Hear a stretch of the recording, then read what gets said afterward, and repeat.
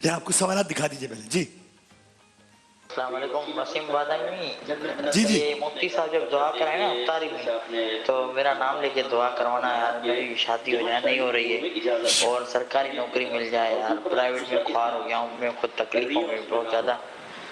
ये तो ज़रा दुआ करवाना याद से, फेरी में भी इफ्तारी में भी। ठीक है सर, डन हो गया। अब तक मुझे अपना मसला सबसे बड़ा लग रहा था, मुझे लोगों के मुझसे बड़े मसाइल हैं। आपकी वैसे कितनी पुरानी दोस्ती है इनसे? मैं नहीं चाहता यार वसीम बदामी मेरे अच्छा ये वैसे मुझे ये अमल देख के कभी लोगों के बड़ा प्यार भी आता है, कितनी अपनाइयत है कि मैंने यार वसीम दुआ से फकत नहीं, कुछ दवा से भी काम।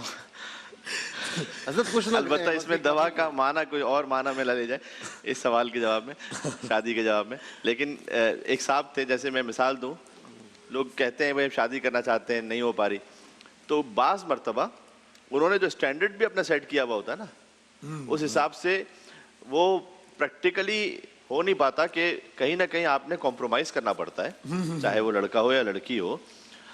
एक साहब थे कि 50 साल की उम्र शादी नहीं की उन्होंने। उनसे पूछा गया भाई शादी क्यों नहीं की आपने? कहा इसलिए कि जो कुछ मैंने सोच रखा था कि खातून ऐसी हों कि जो बहुत ज़्यादा पढ़ी लिखी भी हों, किसी बहुत आला अरफा ख़ानदान से भी हों, मसलन इस तरह से कबूल सूरत भी हों, और ये 10 सिफ़ात उन्होंने गिनवाई कि ये थी। तो कहा कि फिर नहीं मिली कोई ऐसी खातून? का नहीं मिली थी। तो भाई शादी क्यों नहीं की? का उनका म्यार भी यही था। उनको भी ऐसे ही। हाँ, तो शादी जो है वो हम कुफ कंपैटिबल होना चाहिए। और मैं आयात खलक लकुम मिन अनफुसिकुम अज़वाजन लितस्कुनु इलैहा, अल्लाह की निशानियों में से कुछ तुम्हारे जोड़ों को खल किया है।